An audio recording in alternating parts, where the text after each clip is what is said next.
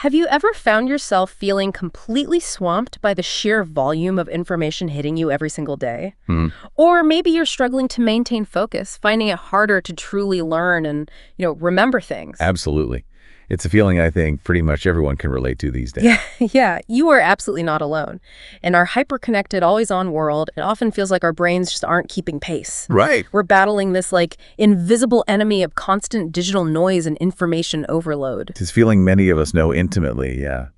Yet the core message we're exploring in this deep dive is, well, it's profoundly liberating, actually. Oh, yeah. How so? It's this idea that your brain isn't a finite resource. It's the ultimate superpower, really, capable of limitless creativity, imagination, determination, and an infinite capacity for learning. Infinite. That's a big claim. It is.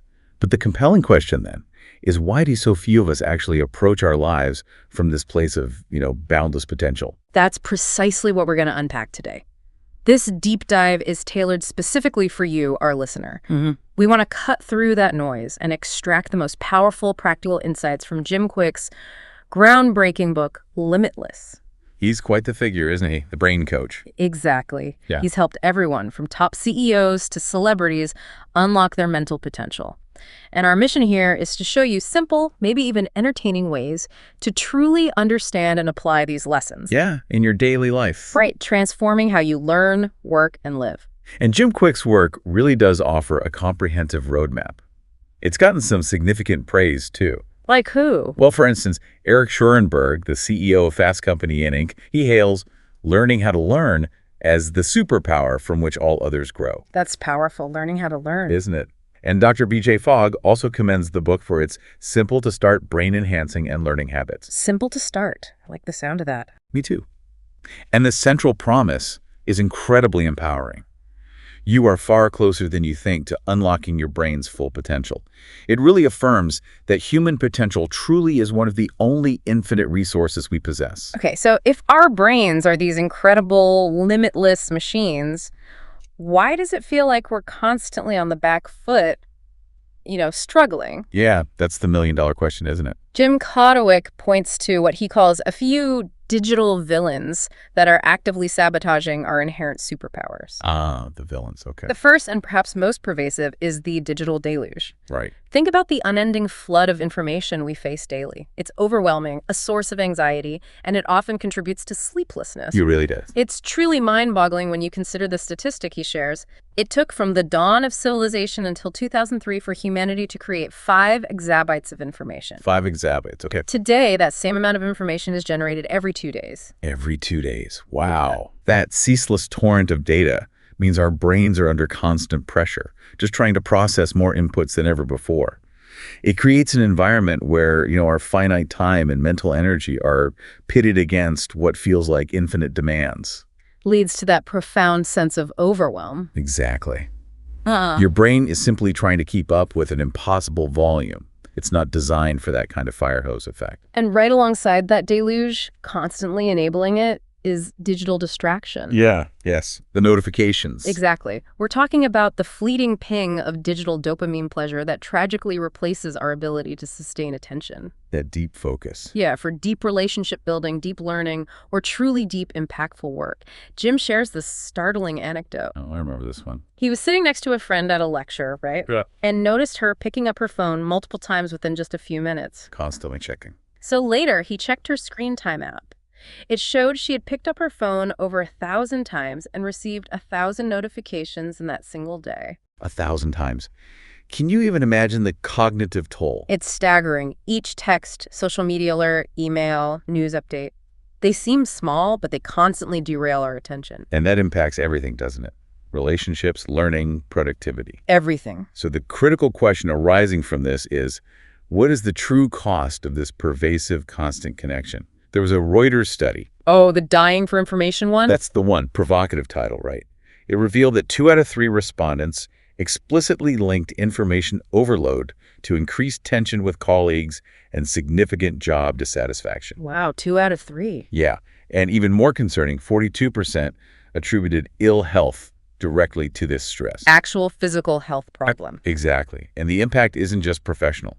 61% admitted to canceling social activities, and 60% reported being too tired for leisure. Just because of the mental drain? Purely the mental drain of information overload. It highlights this profound deficit in our collective ability to manage the information coming at us. It's clear this constant digital engagement, even though it offers those little dopamine hits. Right, those quick fixes. It's fundamentally altering our brains. We're conditioning ourselves to never have downtime, those moments waiting in line or for an appointment. Yeah, instead of just letting your mind wander. Which is crucial for memory consolidation, by the way. Right. We pull out our phones. Yeah. Instantly. There was a study on rats at UC San Francisco. Yeah. It found that when rats were given downtime after a new experience, their neurons actively migrated from the gateway of memory to the rest of the brain. That's how long-term memories formed. So that downtime is actually productive time for the brain. Exactly. Without that crucial downtime, we pay a significant price. Poor memory, persistent mental fog, chronic fatigue. Sound familiar? Very familiar. Yeah. And what's particularly insightful here is how our reliance on technology directly impacts our memory itself. How so? Dr. Maria Wimber from the University of Birmingham coined the term digital dementia. Digital dementia. Oof. Yeah. It describes how constantly looking up information prevents the natural buildup of long-term memories. See, our brain is designed to strengthen a memory each time we recall it. Right, like exercising a muscle. Precisely. Yeah. So when we outsource that recall to our devices, we inherently weaken our natural memory function. So even though it feels convenient? It has a cost. Now, there's an argument, sure, that offloading menial tasks like memorizing phone numbers frees up brain space for higher order thinking. Okay, fair point. But the critical distinction is whether we're making these choices consciously or just defaulting to unconscious habit. Our brains are incredibly adaptive, but like physical muscles, if you don't use them, you risk losing that capacity. And it goes beyond just memory, doesn't it? He talks about the impact on critical thinking. Yes, this is huge. When we rely on the internet to, quote, do much of our thinking for us. Which we all do to some extent. We absolutely do. It can severely hinder our own critical faculties. Patricia Marks Greenfield, a psychology professor at UCLA, did this fascinating study. What did she find? College students were encouraged to use laptops during lectures, explore topics in real time. But in a surprise quiz afterward, students with closed laptops recalled significantly more material. Closed laptops did better. Why? The conclusion was they were actively engaging their minds with the lecture, processing information deeply, rather than passively consuming whatever the internet offered up. Interesting. So the active processing was key. Absolutely. And playwright Richard Foreman, decades ago, he presciently feared this would lead to a, quote, replacement of complex inner density with a new kind of self-evolving under the pressure of information overload. Wow. Replacing our inner thoughts. In effect, yeah. We're inviting external sources to impose opinions on us rather than cultivating our own independent reasoning. So we're not thinking critically as much. The implication is profound. How often do we truly engage our critical faculties, challenging and synthesizing information, versus simply absorbing what's presented?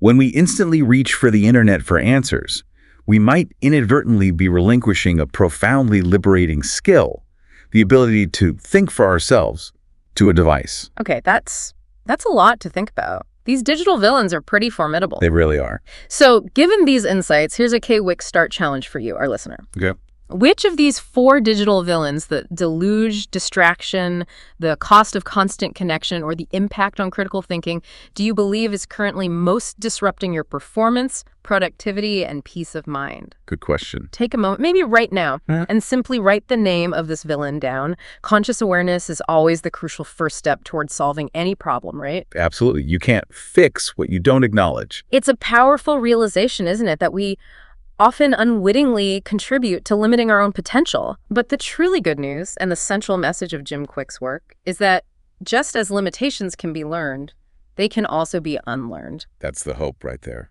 And our guide on this journey, Jim Kwik himself, knows this intimately because he embarked on his own hero's journey to overcome what he once called his broken brain. What's truly striking about Jim's story, I think, is that it's not about an individual being born with some innate genius. No, it's about how genius can be cultivated and grown, specifically through confronting significant, deeply personal obstacles. It's a testament to learned potential. It really is. Let's unpack that. The profound impact of this comes into focus when we look at Jim's early life. He recounts this pivotal moment from his childhood. The accident. Yeah, at age 5, he suffered a severe brain injury, hit his head extremely hard on a radiator. Ouch. And doctors were candid with his mother, saying the injury was not mild. After that, his life dramatically shifted. He struggled profoundly with learning, found it incredibly difficult to focus and concentrate, and his memory became, well, notoriously unreliable. School, which should have been a place of discovery, instead became an ordeal for him. That must have been so tough. He vividly recalls the crushing experience of a frustrated teacher pointing at him in class and declaring, "That's the boy with the broken brain." Oh, wow. In front of everyone. Yeah. Building on that point, this moment highlights a profound and often overlooked truth. When we put a label on someone, especially a child, we risk creating a self-fulfilling prophecy, right? A perceived limitation that becomes a real one. The label transforms into the limitation. So the words really matter. They matter immensely. It underscores how incredibly careful adults must be with their external words, because those words very quickly become a child's internal narrative. And Jim internalized that label. Completely. He believed he was fundamentally damaged, that his mind simply didn't work like everyone else's, even though he was studying much harder than his peers. That label, the boy with the broken brain, became his deeply ingrained self-imposed limitation for years. But a powerful turning point came later in his life. Oh, the waitress. Yes. Sparked by an unexpected encounter at a large family dinner. He watched, utterly stunned, as a waitress. Just flawlessly taking orders. Exactly. Navigating a huge table, countless special requests, dietary restrictions, she flawlessly remembered and delivered every single order without writing anything down. That's incredible memory. And at that point in his life, Jim was still struggling to read, grappling daily with the cognitive challenges from his injury. Yet this woman demonstrated something truly incredible. This naturally leads us to ask, what does this anecdote reveal about perceived limits? Jim often refers to this waitress as his Roger Bannister. The 4-minute mile guy. Exactly. For those who might not know, Roger Bannister in 1954 was the first person to break the supposedly impossible 4-minute mile barrier. Supposedly impossible, yeah. And what's truly fascinating is that once Bannister proved it was possible, others quickly followed, breaking his record soon after. The barrier wasn't fundamentally physical, it was a mental construct. So the waitress was like that for Jim's brain. In her own way, yes. She demonstrated to Jim that, in his words, what I'd perceived my brain's capacity to be was so much less than what it really was. She irrevocably changed his perception of his own restrictions, fundamentally altering his mindset about what was possible. But even with that insight, he still struggled, right? In college. Oh, yeah. Despite this profound insight, Jim continued to struggle academically in college. He poured incredible effort into his studies, but his grades were even worse than in high school. Wow. That must have been demoralizing. Terribly. This relentless exhaustion eventually led to another head injury when he passed out from sheer fatigue and fell down a flight of stairs. Oh my God. But while recovering, he encountered a mentor who asked him a series of profoundly empowering questions. Like what? Questions like, Jim, why are you in school? What do you want to be? What do you want to do? What do you want to have? What do you want to share? Deep questions. Really deep. And transformative, because no one had ever asked him them before. It forced him to confront his deepest desires, his true purpose, the why behind his efforts. And that led to a big realization. A crucial realization. Schools are brilliant at teaching what to learn. Spanish, history, math, whatever. But there were no classes, no structured lessons on how to learn. How to learn. That's the key. This simple yet profound observation became absolutely pivotal. Jim dedicated himself to finding that elusive how. So he basically taught himself how to learn. Pretty much. He set aside his traditional college studies and embarked on this intense, self-directed immersion. Into what? Adult learning theory, cutting-edge neuroscience, multiple intelligence theory, educational psychology, speed reading techniques, even ancient mnemonics. He became utterly obsessed with solving a single riddle. How does my brain work so that I can work my brain more effectively? Wow, that's dedication. Did it work? The payoff was remarkable. Within a couple of months of this deep, focused immersion, he said it felt as though a light switch flipped on in his mind. Really? Yeah. His focus dramatically strengthened. He began to grasp new concepts with ease. His memory improved exponentially, and he experienced new levels of energy and intellectual curiosity. He could actually read better. For the very first time in his life, he could read and comprehend information in a fraction of the time it used to take him. And this newfound competence sparked this deep, authentic sense of confidence he'd never felt before. Which led to motivation. Exactly. An empowering and genuinely sustainable sense of motivation. But with this breakthrough came a powerful sense of frustration, too, right? Oh, definitely. He realized that all his years of self-doubt and suffering, all those struggles in school, could have been avoided if he'd simply been taught this critical method of meta-learning, learning how to learn. It's like telling a kid to concentrate harder. Exactly.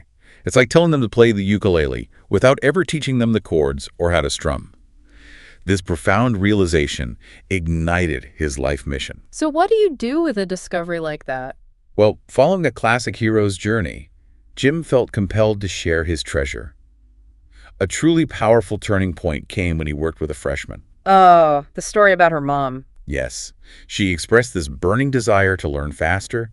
She diligently applied his methods and achieved an astonishing goal, reading 30 books in 30 days. 30 books in 30 days, why? Her motivation was deeply personal and incredibly compelling.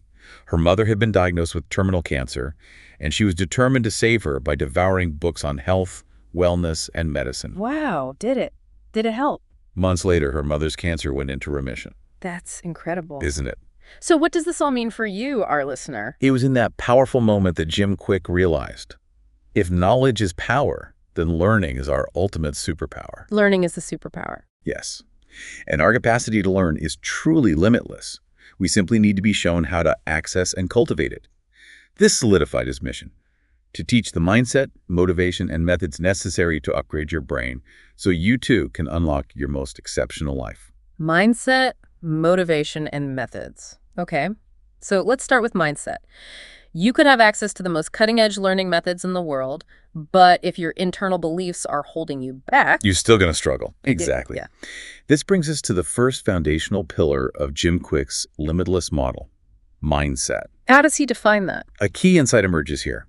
Mindset is defined as the deeply held beliefs, attitudes, and assumptions we create about who we are, how the world works, what we are capable of and deserve, and what is possible. Okay, so it's our core beliefs. Right. Yeah. So what's crucial to understand is that virtually all behavior is driven by belief. Therefore, before we can truly address how to learn, we must fundamentally address what we believe is even possible for ourselves. Makes sense. You have to believe you can learn first. Jim Kwik uses a powerful and memorable acronym for these self-sabotaging beliefs. He calls them LIEs. LIES. Limited ideas entertain. And when those individual LIEs combine, they form what he cheekily calls BS. Okay, I see where he's going with this. Belief systems. Exactly. Belief systems. The core idea here is that what you know for sure that just ain't so is often the single biggest obstacle to your growth. That Mark Twain quote, essentially. Yeah. It's those insidious internal whispers of incapability, that I can't do that thoughts that actively hold us back. The critical question then becomes, how much of this negative self-talk, these limiting beliefs, actually has a basis in reality? Right. Are they true? Often, no. Our beliefs are frequently formed from past experiences, from moments of failure or judgment. Think of the well-worn analogy of the elephant. Oh, yeah. The rope. Right. As a baby, it was tethered by a small rope and learned it couldn't break free. Even as an adult, capable of enormous strength, it never tries to break the same small rope because of that ingrained belief. Really do that to ourselves? We often unwittingly limit our present potential based on old, outdated experiences. But the liberating truth is that helplessness, just like any other belief, can be unlearned. Okay, so how do we actively conquer these deeply ingrained limiting beliefs? What are the strategies? Jim offers some vital practical strategies. First, and perhaps most importantly, you have to name your limiting beliefs. Just identify them. Exactly. The initial step is simply conscious awareness. Start paying attention to those internal whispers of incapability, even if they seem small. Like I'm bad at names. Perfect example. Or I'm just not a math person. Write them down. Get them out of your head and onto paper. Okay, name them. Then what? Once you've named them, the next step is to get to the facts. Challenge these beliefs directly by asking for concrete evidence. Okay, like a detective. Sort of. Huh. For example, if you harbor a deep fear of public speaking, how many times have you actually been booed off stage? Did people truly laugh at you? Probably never, for most people. More often than not, when you scrutinize the evidence, it simply doesn't support the limiting belief. You uncover the just ain't so part. What makes this particularly compelling is Jim's discussion of the negative emotions trap. Yes. This connects to positive psychology. He references James Clear, author of Atomic Habits, who highlights Dr. Barbara Fredrickson's groundbreaking research. Negative emotions, much like limiting beliefs, actively program your brain to narrow its range of possibilities. Like survival mode. Exactly. Imagine encountering a tiger in the forest. Your brain instantly shifts into survival mode and you run. Nothing else matters. You're entirely focused on escaping that immediate fear. So if we're always negative. If we allow negative emotions to constantly control us, we're essentially operating in a perpetual survival mode, confined to a drastically reduced range of possibilities. Whereas positive emotions. Conversely, positive emotions broaden and build your cognitive capacity, literally opening you up to more options, more creativity, more solutions. The implication of this is that our inner critic isn't just a harmless voice. It's actively inhibiting, limiting, and stopping us from pursuing the life we truly want. It robs us of peace of mind. Absolutely. And if left unchecked, it can lead to serious mental health challenges, like chronic depression or anxiety. Recognizing this as a real brain mechanism rather than just a personal failing is hugely empowering. Okay, so understanding the mindset is key. Let's dive into the 7 lies of learning that Jim Kwik identifies these pervasive limiting beliefs and then reframe them with new truths for daily application. Sounds good. Let's tackle them. The first lie we often tell ourselves is, intelligence is fixed. Right. The prevalent myth here is that many people believe their IQ is this static, unchangeable number, a fixed ceiling on their capabilities. Like you get a score and that's it. Exactly. Jim mentions Ray, a woman with a subtle, fixed mindset about her daughter's learning. She felt this quiet discomfort when her partner tried to teach their daughter new things, as if trying to shield her from potential disappointment. Protecting her from failure. Kind of. But it's vital to understand that IQ tests, originally designed to identify students who might struggle, primarily measure current academic capabilities, not inherent immutable intelligence. And they don't measure creativity or emotional intelligence. Exactly. Or street smarts, or artistic talent. Lots of things. But so what's the truth? The new belief. And the empowering truth, the new belief, is that intelligence is profoundly fluid. Your brain is a marvel of neuroplasticity. Neuroplasticity, meaning it changes. Yes. It means it can literally change and reshape itself based on your actions, your environment, your experiences. Think of your brain not as a finished sculpture, but as Play-Doh, constantly being molded and reshaped by every thought, every new piece of information, every action you take. So it's not how smart you are. It's how you are smart and how you choose to make your brain smarter. As David Schenck notes in The Genius in All of Us, this truth liberates us from the burden of predetermined expectation. Okay, that's huge. Lie number 2. We only use 10% of our brains. Ah, the classic movie myth. Right, this is a persistent and pervasive myth, often perpetuated in pop culture. But the truth is simple. Scientific studies, brain scans, they consistently show that all areas of the brain are active, even during sleep. All of it. Pretty much all of it.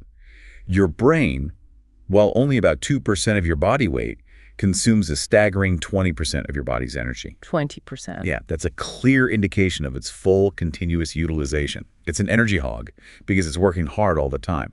The new belief is, I am actively learning to use my whole brain in the best way possible, leveraging its full capacity. Okay. Lie number 3. Mistakes are failures. This one is deeply ingrained, isn't it? Often from our schooling system where mistakes were frequently penalized, leading to fear and discouragement. Red marks everywhere. Exactly. But the truth, beautifully illustrated by none other than Albert Einstein. He made mistakes. Oh, yeah. Initially considered a below-average student, he even made simple mathematical errors in his groundbreaking theories of relativity. No. Yes. Yet, he famously said, a person who never made a mistake never tried anything new. A good point. Mistakes are fundamentally signs of trying, of experimenting, of pushing boundaries, and when you commit to learning from them, they possess the profound power to transform you into something better, stronger, and wiser. So the new belief is? You are not your mistakes. You are the sum of what you learn from them. I like that. Okay, lie number 4. Knowledge is power. This sounds right, doesn't it? But the myth here is that simply accumulating information is enough, that having data in your head automatically translates to results. Just knowing stuff isn't enough. Not according to Kwik. The truth, the truly empowering new belief, is represented by a powerful equation. Knowledge x action. Power. Knowledge times action. Yes. It's not enough to know. It's about knowing how to turn that information into tangible results. As the timeless saying goes, it's better well done than well said. Jim Kwik consistently challenges us not just to talk about what we learn, but to demonstrate it, to apply it. Ultimately, your results will speak for themselves. Okay, action is key. Line number 5, learning new things is very difficult. This myth is often intrinsically linked to negative past school experiences, memories of boredom, shame, or doubt. We subconsciously associate the very act of learning with difficulty and strife. School wasn't always fun, yeah. But consider the inspiring story of Carol Greider, a Nobel Prize winner. Okay. She struggled profoundly with spelling in school due to dyslexia, yet she adapted and excelled at memorization, finding a way to work around her disability to achieve greatness. Wow. So she found her own way. Exactly. The truth, the new belief, is that when you actively learn new ways how to learn, embracing those meta-learning techniques we talked about, the challenge of learning new things can actually become fun, significantly easier, and far more enjoyable. Learn how to learn again. It keeps coming back. It's foundational. Okay, line number 6. The criticism of other people matters. This myth asserts that the fear of judgment from others should hold us back, often paralyzing our actions. We worry so much about what others think. Yeah, fear of looking stupid. Totally. But the liberating truth, beautifully echoed in Jim Carrey's philosophy of freeing people from concern and giving others permission to be themselves, is that you have the power to let go of this fear. How? Consider the Wright brothers. They received virtually no initial acclaim or public interest for inventing flight. Really? Nobody cared. Pretty much. Wait. Precisely because the public imagination was, quote, woefully underwhelming and didn't believe it was possible. So don't worry about the critics. The new belief, a powerful personal mantra, is don't take criticism from someone you wouldn't take advice from. Oh, that's good. And even more powerfully, it's not your job to like, love, or respect me. It's mine. Wow. Okay. And finally, line number 7, genius is born. The myth here is that greatness is an innate quality, something you either possess from birth or you don't. It suggests that exceptional ability is purely genetic. You're just gifted. Like you either have it or you don't. Right. But the truth, powerfully exemplified by Bruce Lee, the martial arts master, iconic film star, profound philosopher, total legend, is that greatness isn't born, it's grown. Lee was an outsider, navigating a tumultuous childhood, and he achieved his mastery not through innate talent alone, but through this unique combination. Of what? Diverse training from fighting to cha-cha dancing. Cha-cha dancing. Seriously. Seriously, intense deep practice, an incredible internal ignition, his drive for self-expression and master coaching. So it was work. It was grown. Exactly. The new belief, therefore, is genius leaves clues. There is always a method behind what looks like magic. So what does all of this mean for you, our listener, in your daily life? All these lies debunked. Jim Kwik's superhero analogy is a perfect summation. Superheroes don't sit around feeling sorry for themselves because of a limiting belief, do they? No, they get out there and save the day. Exactly. They embrace their superpowers, and any sense of restriction, internal or external, be damned. Just like them, you truly have everything inside of you to succeed if only you prevail over the beliefs actively holding you back. It's about recognizing the pattern. Recognizing the pattern of limitation we unconsciously adopt, and then actively dismantling it, piece by piece. Okay, mindset unlocked. But how do you consistently get yourself to take action? That brings us to pillar number 2, motivation. Right. And Jim Kwik challenges the common idea that motivation is some fixed trait, or that some people are just unmotivated. You hear that all the time. I'm just not motivated. Exactly. His perspective is that you might just be motivated to stay in bed and watch television. It's about where your motivation is currently directed. Ah, interesting distinction. A key insight here is the understanding that motivation is not something you passively have or wait for. It's something you actively do. You do motivation. Yes. It's a sustainable and controllable process, much like a recipe you can consistently create. Jim Kwik's personal story illustrates this beautifully. His core mission, to unlock better, brighter brains. That's his why. That's his profound purpose that fuels him, driving him forward even through exhaustion and severe sleep deprivation. He doesn't have to force himself to do it. His purpose provides the natural momentum. So purpose is the fuel. How does that relate to goals? We hear about SMART goals all the time. We do. And SMART goals are useful. Specific, measurable, actionable, realistic, time-based. They're logical, heady goals that appeal to our rational side. Huh. But Jim argues that for true, sustainable motivation, we need to bring our emotions fully into the process through what he calls heart goals. Heart goals. Okay, what's that? Healthy, enduring, alluring, relevant, and timely. Alluring. I like that. Me too. Yeah.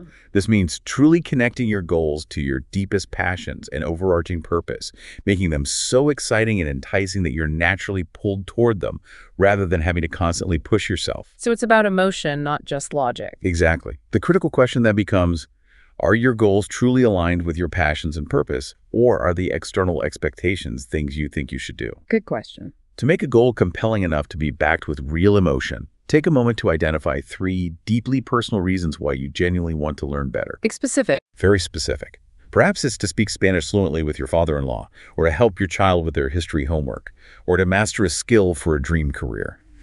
These concrete, emotionally resonant reasons provide the vital fuel for your commitment and consistency. Okay, heart goals connect to purpose. What else drives motivation? Motivation is also powerfully driven by 2 primal forces, pain and pleasure. Ah, the carrot and the stick. Kind of, yeah. Jim suggests consciously leveraging both as motivators. Use pain to vividly imagine the negative consequences of inaction, the discomfort of settling for a job you hate, or the regret of not pursuing a dream. Feel the pain of staying put. Exactly.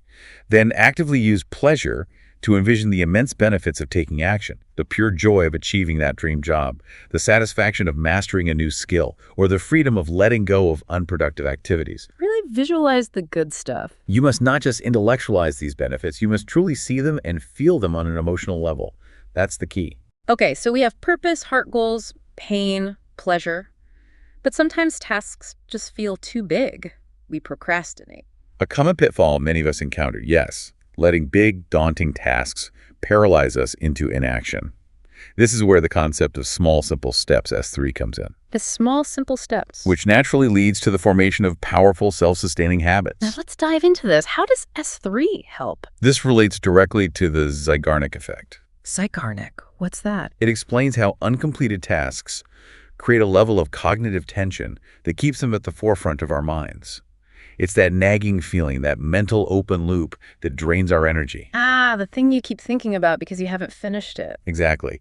The solution to breaking through this procrastination is to intentionally break big, overwhelming tasks into bite-sized pieces to get consistent, achievable wins. Little victories. Little victories. Jim shares a compelling story of a wise counselor in a dungeon who, as part of his daily routine, carried 2 piglets up a flight of steps every day. As the piglets grew into heavy bores, so too did the counselor's strength, almost imperceptibly. Ah, so small steps build strength over time. It's a powerful metaphor for achievable wins, gaining momentum incrementally, easing your mind by consistently completing those subtasks, and building capacity over time without it feeling overwhelming. And those small steps turn into habits. What's truly striking about this approach is how these small, simple steps, when repeated consistently, lead to the formation of robust habits. Studies reveal that between 40–50% of what we do every single day is the direct result of habit. Almost half our day is autopilot. Pretty much. It's actions performed on autopilot, almost unconsciously. As James Clear, the author of Atomic Habits, powerfully states, the habits you repeat or don't repeat every day largely determine your health, wealth, and happiness. They're the silent architects of your life. Beautifully put, yes. And a question many of us ask is, how long does it really take to form a habit? Weeks?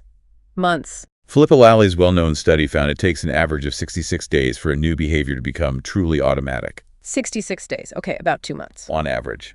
But it can range widely from as little as 18 days to as long as 254 days for full integration. The key takeaway is consistent, daily effort over a significant period. Don't expect magic overnight. Okay, so consistency is key. Yeah. What makes a habit stick? What needs to be there? This naturally leads us to ask, what are the fundamental conditions for behavior change? Dr. B.J. Fogg's behavior model identifies 3 crucial elements. Okay, what are they? Motivation, the desire to act, driven by pleasure, pain, hope, fear, or social acceptance or rejection. Ability, simplicity, how easy or difficult something is to do. And prompts, the triggers that initiate the behavior, a spark, a facilitator, or a simple signal. Motivation, ability, prompt, MAP, basically. You can think of it that way. All three must be present for consistent action. If one is missing, the habit won't form. So to create a powerful new habit in your own life, Jim suggests remembering the acronym WIN. When? Want. Do you genuinely desire this habit, aligning with your heart goals? Innate. Does it align with your natural abilities and strengths, making it simpler to adopt? And now, create an immediate, clear prompt or trigger to get started. Want, innate, now. Makes sense. Make it desired, easy, and triggered. Imagine starting your day with such profound purpose and intentionality. Let's look at a powerful, real-world example.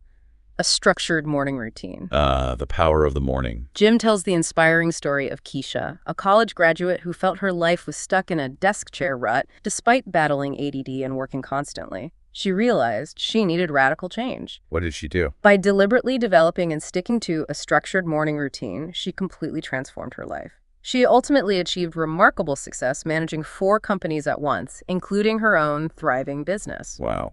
Just from a morning routine. That was the catalyst. What's particularly insightful here is how Jim Kwik's own morning routine is meticulously designed for peak brain performance. Okay, give us the details. What does the brain coach do?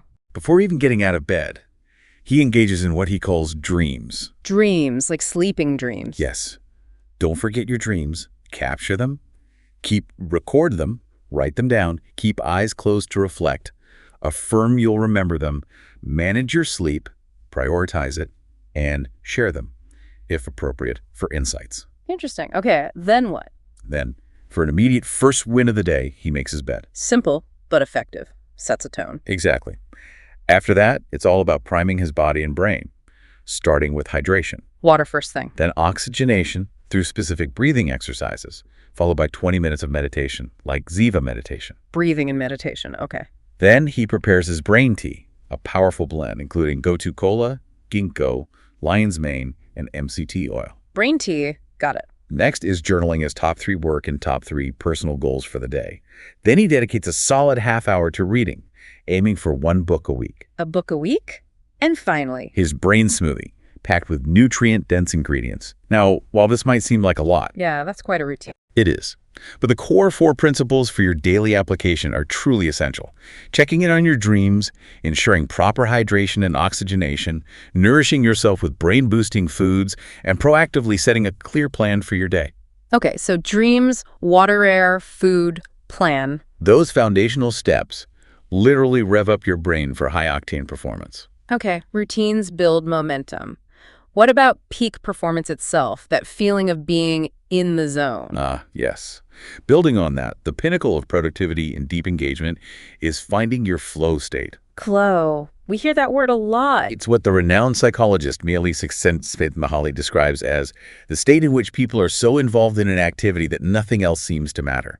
It's often referred to as an optimal experience. Yeah, and it makes you more productive. Way more productive. A period where you can become 5 times more productive than during normal working conditions. 5 times. Wow. What does it feel like? It's that almost magical Superman experience where you feel absolute, undistracted concentration, total focus on your goals, a profound distortion of time. Time flies. Right. Exactly. A deep feeling of reward and an almost effortless progression. The activity feels challenging, but not overwhelmingly so, and your actions feel as though they're happening spontaneously. How do you get there? Are there stages? Typically, yes. The stages often involve struggle, the initial effort and concentration required, followed by relaxation, a crucial break to prevent burnout, which is distinct from distraction, and then finally flow itself, where you're operating at peak performance. Struggle, relax, flow. Okay. So a practical question then becomes, how do you consistently get into this powerful flow state in your daily life? What specific practices can help you achieve this peak performance? Yeah, how do we find flow more often? Jim offers 5 key ways. First, you absolutely must eliminate distractions. Research shows it takes about 20 minutes to fully reconnect after a distraction. 20 minutes. So put the phone away. Put phones away, block social media, close unnecessary tabs, ruthlessly protect your focus. Second, give yourself enough time. How much time? You need at least 90 minutes, ideally 2 hours, for peak flow. It takes time for your brain to hit that deeply focused sweet spot. You can't just dip in and out. Okay, block out significant time. Yeah. Third. Do something you love. This isn't about casual tasks like answering emails. It's about engaging in work that truly matters to you, aligning with your passions, something challenging and meaningful. Makes sense. Fourth. Have a clear purpose for your dedicated time block. Set a specific mission you're excited about accomplishing. Know exactly what you want to achieve in that flow session. Got it. And fifth? Challenge yourself. A little. The task should be just outside your current comfort zone, the sweet spot between boredom and anxiety. It needs enough challenge to engage you without being so overwhelming that it leads to frustration. The Goldilocks zone of challenge. Exactly. Okay, those are ways to find flow. What stops us? What are the supervillains? Just as there are pathways to flow, there are pervasive supervillains of flow that we must actively conquer. And the critical question for us to consider here is, how often do these common culprits ambush our focus and productivity? Villain number one? The first supervillain is multitasking. Jim calls it the mortal enemy of flow, and for good reason. We think we're good at it, but we're not. Research repeatedly demonstrates that multitasking makes us less productive, not more. You simply cannot get into a deep, sustained flow state if you're constantly shifting your attention. The simple solution: ignore it, completely single task for deep work. Okay, ditch multitasking. Villain two. The second supervillain is stress. If you have urgent external stressors weighing on your mind, they will inevitably sneak up and crush your flow state. Hard to focus when you're worried. Impossible. Jim advises dealing with urgent stressors first. Get them off your plate. If a worry isn't urgent, he suggests scheduling a specific worry time later in the day. Schedule worry time, seriously. Seriously. Literally telling yourself, I'll worry about that at 4.15, rather than allowing it to derail your present focus. It sounds weird, but it can work. Okay, interesting tactic. Third villain. The third is lack of conviction. If you don't truly believe the task you're working on is genuinely worth your full attention and effort, you won't be able to achieve flow. You need to buy in. Gotta believe in the task. And finally, fear of failure, which, much like the limiting beliefs we discussed earlier, can completely paralyze action and prevent you from even starting, let alone achieving flow. back to those limiting beliefs again. They're deeply connected. So the powerful takeaway here is this. If you find yourself constantly operating from a place of fear, or allowing daily distractions and unmanaged stress to dictate your time and mental state, you are effectively shutting down your brain's incredible ability to achieve flow and truly unlock its immense potential. Mindset, motivation. Now let's get really practical with the third pillar, methods. Yes, the how-tos. This is where we get into the tangible tools and techniques that will genuinely propel you forward. As Jim Kwik constantly emphasizes, schools teach us what to learn, but there are few, if any, classes on how to learn, how to think, and how to remember. Right. This entire section is dedicated to meta-learning, learning how to learn more effectively. And what's particularly insightful here is that in today's rapidly evolving information economy, the ability to rapidly learn and adapt new methods isn't just helpful. It's essential. It's the ultimate competitive advantage. Our capacity to think critically, solve complex problems, make informed decisions, innovate, that's how we add value. Put simply, the faster you can learn, the faster you can truly grow and evolve in every aspect of your life. Okay, let's start with focus. It feels like a lost art in our distracted world, doesn't it? It really does. Jim describes concentration not as an innate gift, but as a muscle that can be actively trained and strengthened. Like going to the gym for your brain. Exactly. And just like any muscle in your body, if you don't consistently use it, you will lose its strength. So what's a quick win for better focus? A key, immediate step to boosting your concentration is to declutter your environment. Physical clutter isn't just messy. It actively competes for your attention. All that visual noise. Right. It leads to decreased performance, increased anxiety, and that feeling of overwhelm. So get rid of anything that visually pulls your attention away from your primary task. Tidy desk, tidy mind. Simple but effective. Okay, environment matters. How do we actively train the focus muscle itself day to day?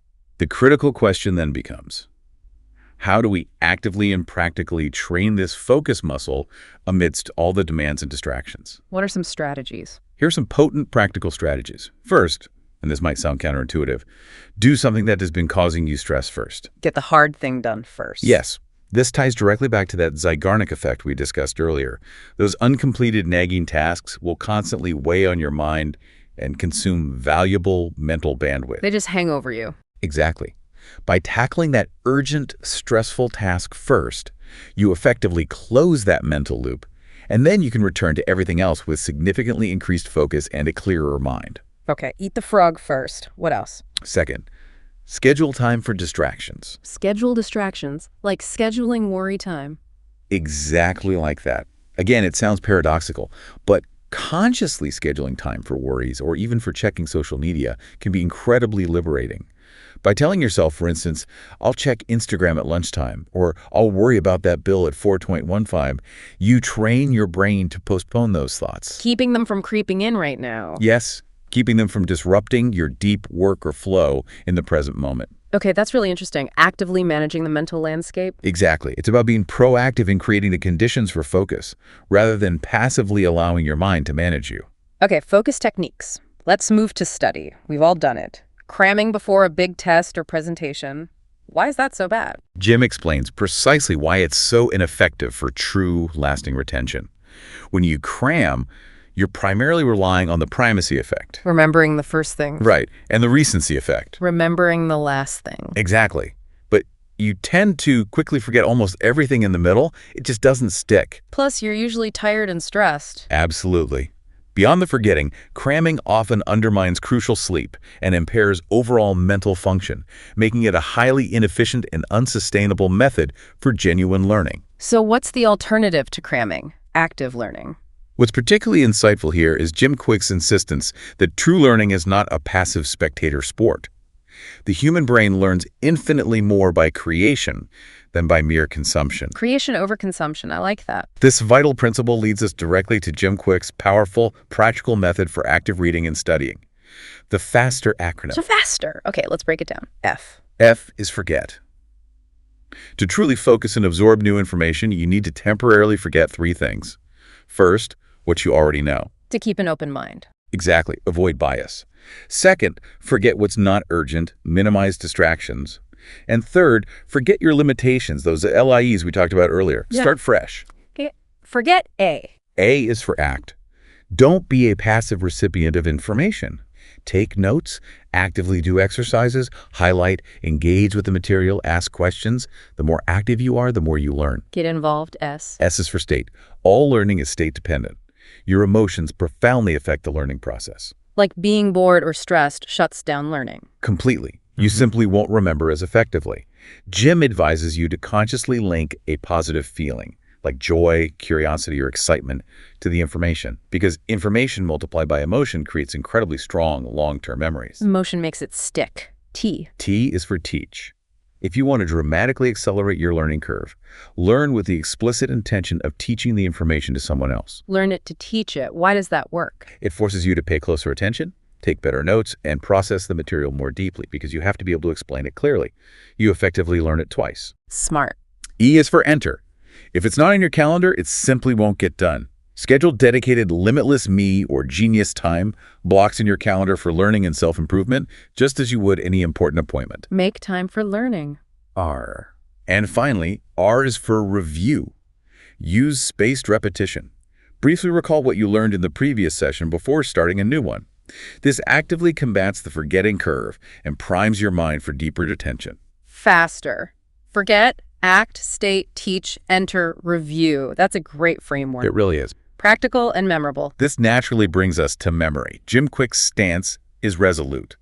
Memory is fundamentally a skill, not a fixed trait. Right. He often says there's no such thing as a good memory or a bad memory, only a trained memory or an untrained memory. Like that guy who won the memory championship. Exactly. He powerfully illustrates this point by citing Joshua Foer, a journalist who, after just 1 year of dedicated training in memory techniques, went on to win the USA Memory Championship. Proving it can be learned. Proving that what often looks like innate genius can, in fact, be systematically learned and developed. So why is memory so important? Why train it? Building on that, the profound implication is that memory is truly like a muscle. The more you consciously train it, the stronger it gets and the more capacity you build. It's not a container that fills up. Okay. And memory is absolutely vital because it supports every single area of your life. It forms the very repertoire of what we think about. Without a robust working memory, understanding is limited, and our ability to connect new information with existing knowledge is severely hampered. So how do you actively train this crucial muscle? What are the basics? Jim offers a simple, powerful mnemonic, MOM. MOM. Yeah. M is for motivation. Your profound purpose or passion for remembering specific information, the why. O is for observation. Actively pay attention. Lack of attention is the main reason most people forget names or details. We're often not truly observing in the first place. And M is for methods. Consciously using specific, proven memory techniques. Motivation, observation, methods. MOM. Got it. What's particularly insightful here is the Baker-Baker paradox. Baker-Baker paradox. What's that? People generally find it much easier to remember that someone is a baker, an occupation, than that their last name is Baker, even though it's the exact same word. Huh. Why is that? Because the occupation baker instantly triggers a web of vivid associations in your mind. A big white hat, the warm smell of freshly baked bread, flour, an oven. Oh, pictures and feelings. Exactly. This clearly illustrates that creating strong sensory associations dramatically boosts memory retention. Our brains thrive on connections and context, not just abstract facts. Okay, so associations are key. What's the worst way to try and remember things? Now, perhaps the most powerful advice Jim gives regarding memory is to avoid rote learning. Just repeating things over and over. Yes. Remember endlessly repeating 7 times 7 is 49 in school. Or tirelessly chanting, comment allez-vous means how are you for a French class. Oh, yeah. Painful. Rote learning is tedious, it's boring, and it's shockingly ineffective, with up to 85% of information lost within 48 hours. 85% gone in 2 days. It only engages a very small part of your brain and fundamentally stifles your natural creative learning ability. So what should we do instead? Instead, Jim passionately advocates for techniques that leverage your brain's natural strengths, like the story method. Turning things into a story. Exactly. Take a seemingly random list of words like fire hydrant, diamond, balloon, night, battery, ox, barrel, toothpaste, board, sign. Okay, random list. Instead of trying to mindlessly memorize them, turn them into a vivid imaginative story. For example, a red fire hydrant spat out a brilliant diamond, which tied onto a giant floating balloon drifting toward the shining night, who was plugging a giant battery into a friendly ox, whose barrel breath strangely smelled of fresh toothpaste as he nailed a wooden board to a tall sign. Huh. That's memorable because it's ridiculous. Precisely. Your visual memory is incredibly powerful. Your mind thinks in pictures, not just abstract words. This approach, which takes mere minutes to create, can help you recall information days or even weeks later with startling accuracy. It leverages imagination. Okay, story method. What else? Another incredibly powerful method rooted in ancient traditions is the loci method, often referred to as a memory palace. Memory palace. Sounds fancy. It's actually quite simple and incredibly effective. This technique involves linking key points of information, perhaps for a presentation or a complex topic, to specific, memorable spots within a familiar location, like your own living room or your route to work. So you place information in familiar spots. Exactly. You mentally visualize walking through this familiar space, placing each piece of information at a distinct, easily recalled item or landmark in sequence: the couch, the lamp, the doorway, the kitchen counter.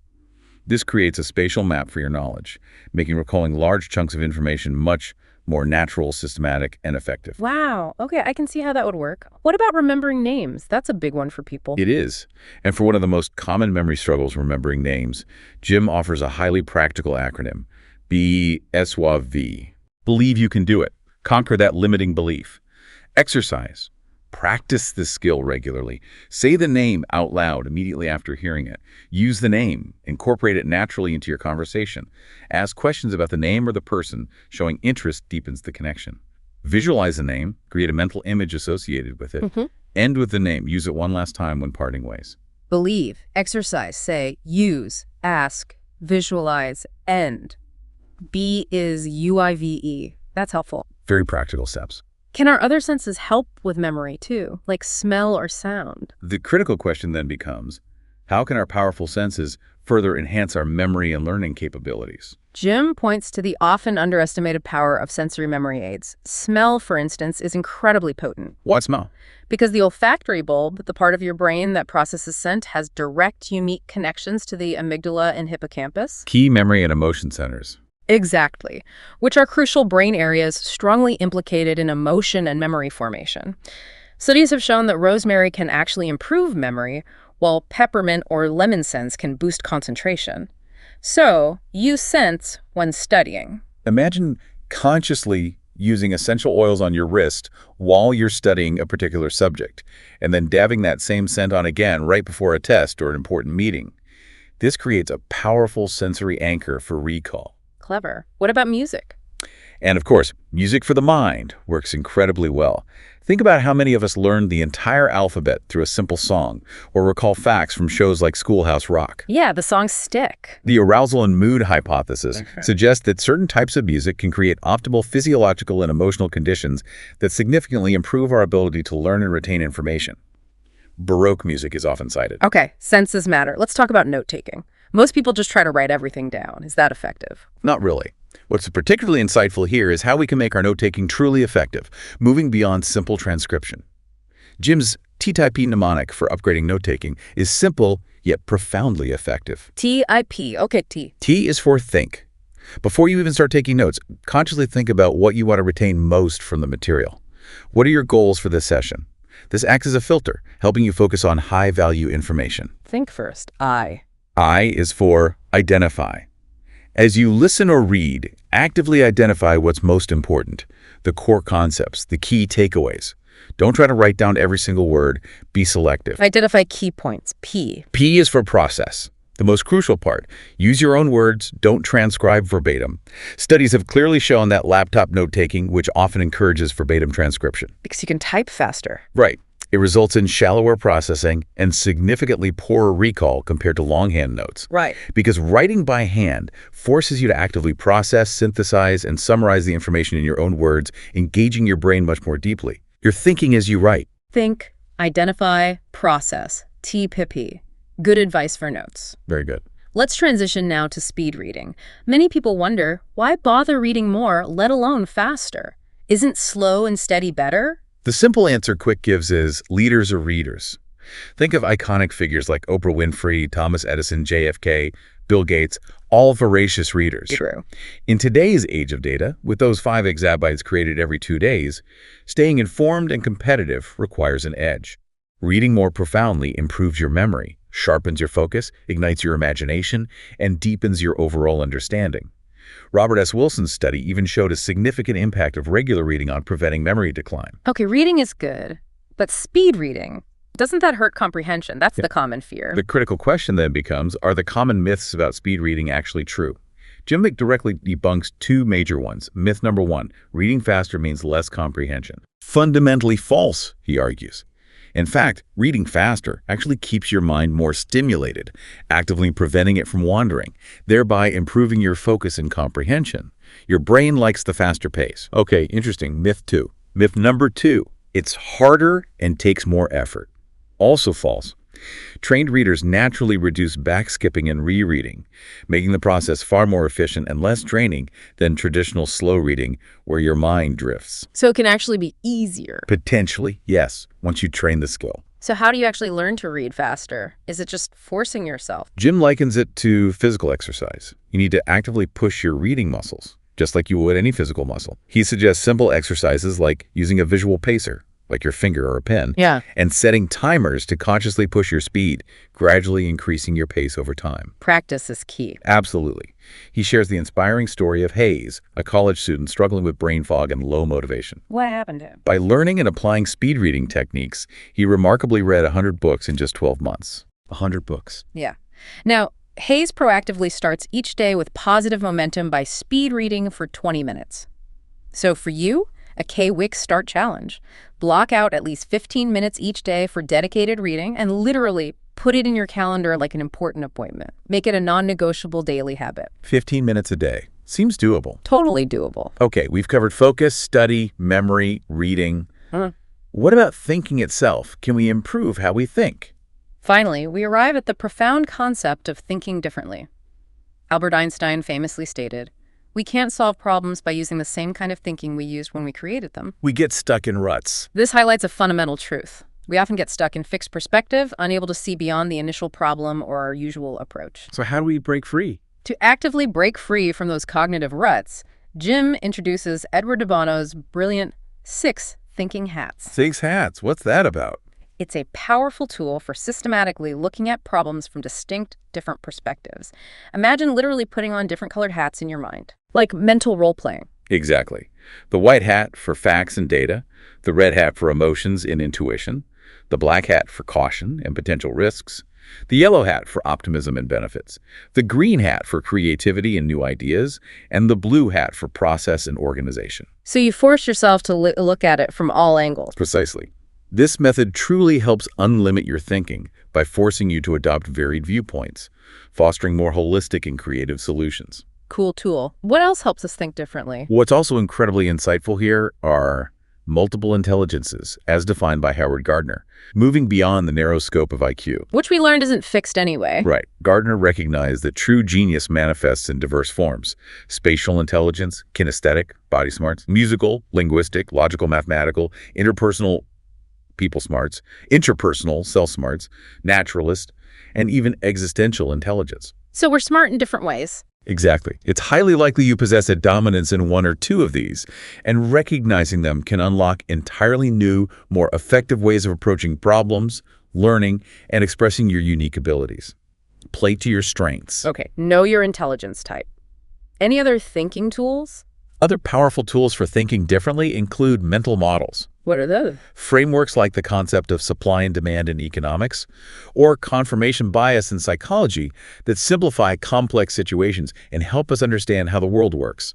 Having a toolbox of these models gives you more ways to analyze problems. Okay. Also, creating a not-to-do list can be incredibly powerful. Oh, what not to-do list? Yeah. Instead of just listing tasks you will do, consciously decide what you will definitely put aside or eliminate, freeing up your focus for high-value tasks. It's about strategic subtraction. Interesting. Prioritizing by elimination. And crucially, how do we genuinely learn from our mistakes, turning them into profound growth opportunities? Jim provides a robust why framework. Okay, how to learn from mistakes. First, what happened? Ensuring you distinguish between cause and correlation.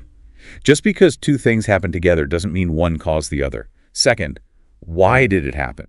And here, you must keep asking why repeatedly to dig deeper into root causes, much like a child asking, why? Peel the onion. Exactly. Third, how to avoid it in the future, actionable steps to prevent recurrence. And fourth, how to create the best conditions for desired outcomes, proactively setting yourself up for success next time.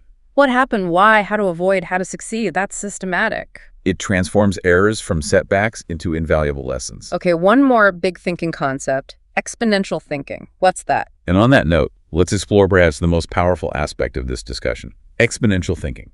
Mark Bonchek, writing in Harvard Business Review, vividly describes the difference. Linear versus exponential. Right. Linear thinking is like a line that rises gradually, focusing on incremental improvements, making something 10% better. Exponential thinking, however, is a curved line that shoots dramatically upward, focusing on making something fundamentally different, aiming for 10x improvement. Quantum leaps, not baby steps. Precisely. It's about finding a completely different approach. Can you give an example? Naveen Jain, a highly successful entrepreneur, exemplifies this. He deliberately aims to solve a $10 billion problem to create a billion-dollar company. For instance, with water scarcity. A huge problem. Instead of just filtering water better, a linear improvement, he envisions fundamentally reducing agricultural water use through new technologies like aeroponics, an exponential approach. It addresses the root cause differently. Okay, a completely different solution. So how can we apply this in daily life? This leads us to a critical question for you. Yeah. What is the true underlying problem you're genuinely trying to solve in your life or work? And what completely different, unconventional approach could you possibly take? How do we start thinking that way? To apply exponential thinking in your daily life, Jim outlines 4 practical steps. 1, identify the underlying problem by repeatedly asking why to peel back the layers, just like in the mistake analysis. 2, posit a new approach using bold what-if statements. Like, what if money wasn't an issue? Or what if we didn't care what everyone else thought? Or what if this problem didn't exist at all? What would that look like? Push the boundaries. 3, read about it, broaden your perspective by consuming diverse information related to your what-if scenarios, even from seemingly unrelated fields. Connect ideas. Get new inputs. And 4, extrapolate by playing out various scenarios, realizing that the initial steps of an exponential change might even seem like setbacks or failures compared to the old way. But they're often crucial for that dramatic long-term transformation. You have to trust the curve. Identify, posit, read, extrapolate, think bigger, think different. That's the essence of it. Okay, we've covered mindset, motivation, methods. Let's shift our focus now to applying this in the modern workplace and focusing on brain health. The workplace has changed so much recently. It really has. Remote work, hybrid models, new demands on skills and adaptability. It's a different landscape. How do we effectively unlimit ourselves and thrive in this altered landscape? What's key? A truly crucial skill, perhaps the crucial skill today, is learning agility. Learning agility. What is that exactly? What's particularly insightful here is how Ilya Simpson, the CEO of Radial, defines it. The ability to take something you've previously learned or experienced and apply those learnings to an entirely new or different scenario. So applying old knowledge in new ways. In essence, yeah. It's knowing what to do when you don't know what to do. And research by leadership experts, Eichinger and Lombardo, even indicates it predicts job performance and promotability better than traditional IQ. Better than IQ. Wow. How do you cultivate it? It's fundamentally about cultivating genuine curiosity, embracing challenges as opportunities rather than threats, actively seeking feedback even when it's tough, and maintaining an unwavering commitment to lifelong learning. It's a mindset again, really. Curiosity, embracing challenge, feedback, commitment. Got it.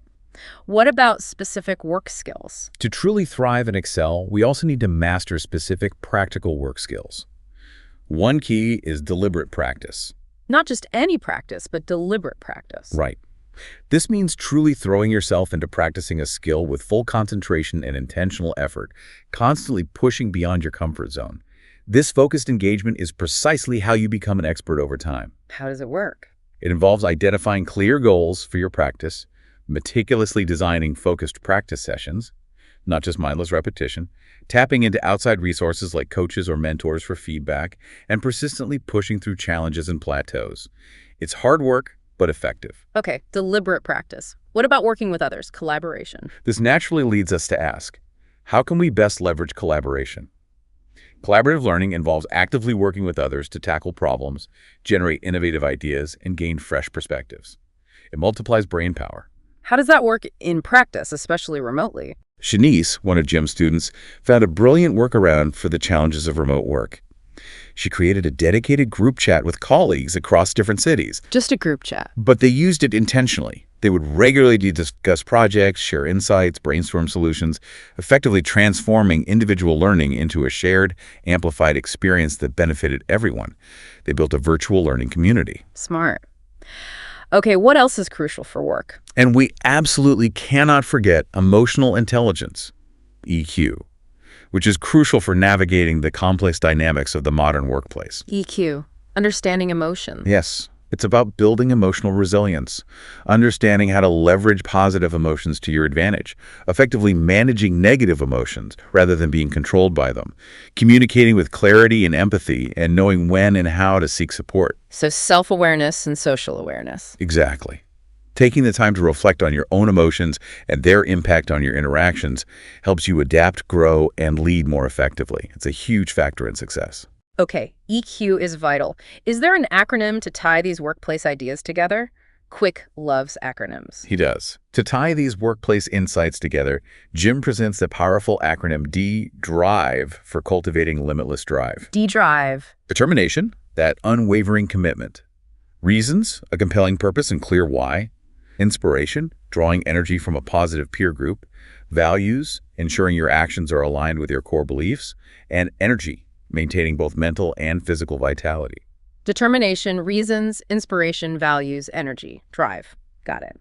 Speaking of energy, let's talk about the absolute essential fuel for your brain. Brain nutrition and energy. This seems fundamental. It absolutely is. Your brain, that incredibly high-performance vehicle, functions best and only best when it receives premium fuel. Garbage in, garbage out applies to the brain too. Totally. Just like a high-end car, if you put inferior fuel into your brain, highly processed foods, sugars, unhealthy fats, it leads to impaired function, reduced memory, brain fog, and even mood disorders. So what's the premium fuel? What should we eat? This naturally leads us to a critical question for you to consider. Are you consciously fueling your brain for peak performance? Or is its nutrition largely on autopilot, just grabbing whatever's easy? Good question. What are the top foods? Jim provides a clear list of the top 10 brain foods. Avocados, blueberries, brain berries, broccoli, dark chocolate in moderation, eggs, green leafy vegetables like spinach and kale, salmon and other fatty fish, turmeric, walnuts, and of course, plenty of water. Okay, that's a good list. Lots of healthy fats, antioxidants. Exactly. These foods are packed with vital nutrients like flavonoids, omega-3s, especially DHA, vitamins and minerals known to protect your brain and significantly boost cognitive function. How can we make eating these easier in daily life? And to make it incredibly practical, Jim even provides accessible recipes in his book, like a morning brain tonic with ginger, turmeric, green tea, lemon, black pepper, and honey. Sounds healthy.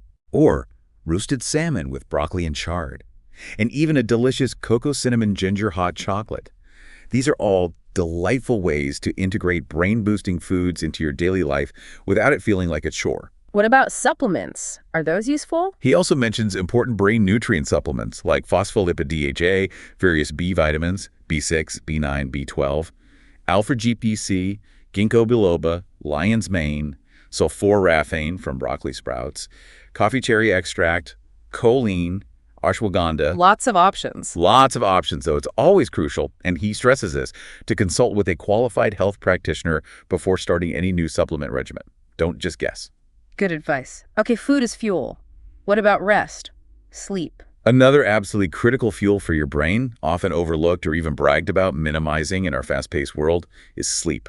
The I only need 4 hours crowd. Exactly. But sleep is as fundamentally essential to your survival and peak performance as food and water. It's non-negotiable. Why is it so crucial for the brain? Sleep is crucial not just for physical rest, but profoundly for memory consolidation, moving things from short-term to long-term storage. Also for concentration, effective decision-making, problem-solving. During sleep, your brain performs a vital housekeeping role, actively removing toxins and metabolic waste that accumulate throughout the day. Like cleaning house while you sleep. Precisely. The glymphatic system at work. So that myth about needing minimal sleep. Jim forcefully debunks the pervasive nobility in minimal sleep myth. Chronic lack of sleep isn't a badge of honor. It's directly tied to a wide array of mental and physical disorders, including depression, increased irritability, anxiety, and impulsivity. It wrecks your cognitive function. How can we improve sleep? Does exercise help? Research clearly demonstrates a direct connection between exercise and sleep. Even moderate aerobic exercise, about 2.5 hours a week, can significantly improve sleep quality for insomniacs. Just takes time to see results. Often, yes. The study he mentions showed significant results after about 16 weeks, so consistency matters. But it definitely helps regulate sleep cycles. What about meditation? And integrating meditation and sleep is also incredibly powerful. Even just 3 minutes of focused attention on your breathing before bed can significantly improve your sleep quality, helping you gain more control over racing thoughts and calm the nervous system. He mentions using devices like the Muse headband to help train this. Okay, prioritize sleep. It's not optional. Absolutely not. It's foundational. Finally, let's touch on technology again, but in a different way. Augmented intelligence, AI.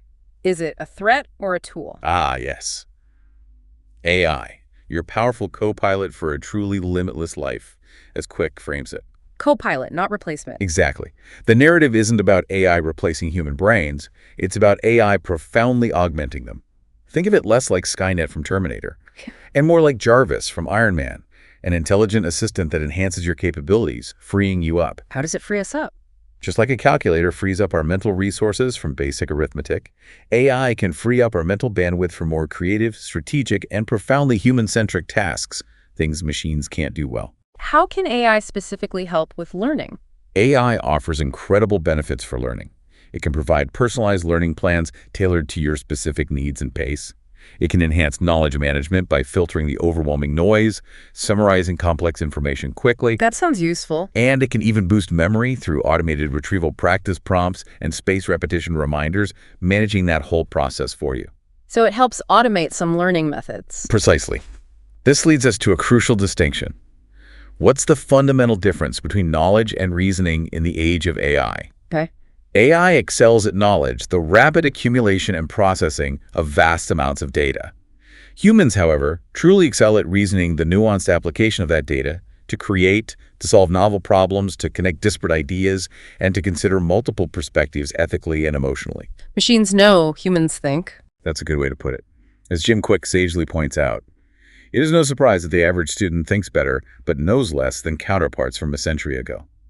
AI allows us to offload the knowing, to focus more energy on the thinking, the creating, the connecting.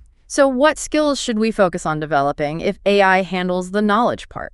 This shift puts an even greater premium on cultivating AI-proof skills, those uniquely human capabilities that machines cannot yet replicate easily. Deep critical thinking, genuine creativity and innovation, and authentic emotional intelligence and empathy. The human skills. The truly human skills. For daily application, you can actively use AI with targeted prompts to help you learn and think better. How? Give me some examples. You can ask AI to simplify complex concepts into analogies you understand, generate unique mind maps for visualizing information, help you develop personalized memory palaces, suggest vivid visual associations for things you need to remember. Using AI as a learning assistant. Exactly. You can ask it to quiz you using spaced repetition principles, help you apply the faster method to a text, generate analogies, describe real-world applications of new knowledge, and even help you explore controversies or different viewpoints on a topic. So it's a tool to augment our brain power. Your brain is far from obsolete. It's a dynamic tool that requires continuous sharpening, and AI can be your ultimate co-pilot in that endeavor if you use it consciously. Okay. Mindset, motivation, methods, applied at work, and fueled by brain health, even augmented by AI. We've covered a lot. Let's try and bring it all together. Sounds good. So what does this truly mean for you, our listener, as you step forward into your daily life? This deep dive into Jim Kwik's Limitless has laid bare a powerful truth. A truly limitless you is not some distant ideal, but an accessible reality. It really is within reach. It's about cultivating a limitless mindset, actively eradicating those self-imposed limiting beliefs, those LIEs and BS, and embracing the fluid, growth-oriented nature of your own intelligence. Recognizing you can change. It's about fueling limitless motivation, consistently aligning your habits with your deepest ambitions and purpose, driven by both the avoidance of pain and the pursuit of profound pleasure, and consciously building powerful routines like that morning routine. Setting yourself up for success each day. And critically, it's about mastering limitless methods, unlocking accelerated learning, sharpening your focus, enhancing your memory, and adopting entirely new, more effective ways of thinking, reading, and absorbing information using tools like Faster, Mom, Be Suave, the 6 hats. When you consciously combine these three pillars, mindset, motivation, and method, you're not just improving incrementally, you are actively thinking and operating exponentially. You're changing the game. The ultimate superpower, as Jim Kwik powerfully states, is this: if you can learn it, you can do it. That's the core message. The comprehensive toolkit is now yours. The strategies for managing digital overload, for breaking free from debilitating self-imposed limits, for building truly sustainable motivation, and for optimizing your brain's incredible capacity through conscious nutrition, restorative sleep, powerful learning techniques, and even leveraging augmented intelligence. The power is genuinely in your hands. So as you embark on this limitless journey, consider this. If your brain is truly an infinite resource, an untapped well of potential, what one impossible dream would you now dare to pursue, knowing that the only limits are ultimately the ones you choose to accept? That's a powerful question to leave people with, and maybe even more practically, the critical question for you to consider today, and perhaps even act on right now, is what's the very first screw you'll choose to turn in your own brain, the single, small, simple step you'll take today to start building your limitless momentum?